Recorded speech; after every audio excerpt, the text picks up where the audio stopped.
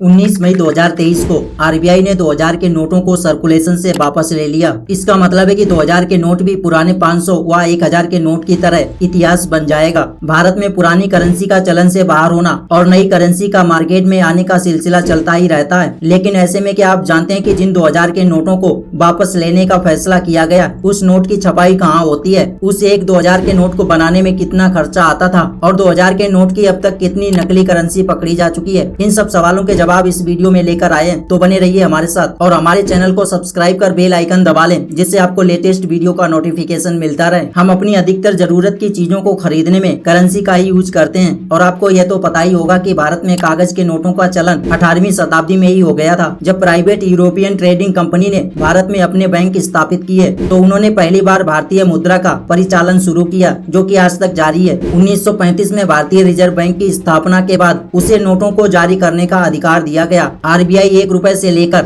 10,000 रुपए तक के मूल्य के नोट छाप चुका है। हालांकि वह बहुत समय पहले ही चलन से बाहर हो गए थे, क्योंकि आरबीआई और सरकार मिलकर समय समय पर इसकी समीक्षा करते हैं और जरूरी बदलाव को लागू किया जाता है। पिछले ही दिनों आरबीआई ने 2000 के नोटों को वापस लेने का फैसला किया। यह 2000 का नोट 2016 में 500 और 1000 के नोटों के विमुद्रीकरण के बाद जारी हुआ था। 2000 के कितने नोट मार्केट में पहुंचे? 2016 में नोटबंदी के बाद बाजार से 500 और 1000 के नोट वापस चले गए। ऐसे में पैसों का सर्कुलेशन बनाए रखने के लिए 2000 के नोटों को जारी किया गया। आरबीआई के अनुसार मार्केट में मौजूद 2000 के नोटों में 89% नोट मार्च 2017 से पहले ही जारी किए गए थे। इसके आधिकारिक डाटा की माने तो 2000 की करेंसी को मैसूर स्थित आरबीआई की प्रिंटिंग प्रेस से प्रिंट किया गया था। आरबीआई के मुताबिक 31 मार्च 2023 को 3.62 लाख करोड़ रुपए मूल्य के ही 2000 के नोट बाजार में चलन में थे। इन नोटों का सर्वाधिक सर्कुलेशन 31 मार्च 2018 को 6.73 लाख करोड़ रुपए था।